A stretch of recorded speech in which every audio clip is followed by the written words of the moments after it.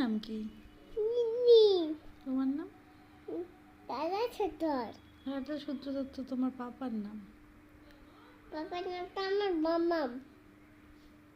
তোমার নাম কি? আমার নাম রাজা ছোটর। না, তোমার নাম তো এটা না, এটা তো পাপার নাম। এটা নাম আমার লিকি। রিঙ্কু। রিঙ্কু তো তোমার কাকার নাম। কাকার নাম আমার এইগুলো নাই। হ্যাঁ, তোমার নাম কি? আমার নাম একটু আমাকে একটা মিঠাই।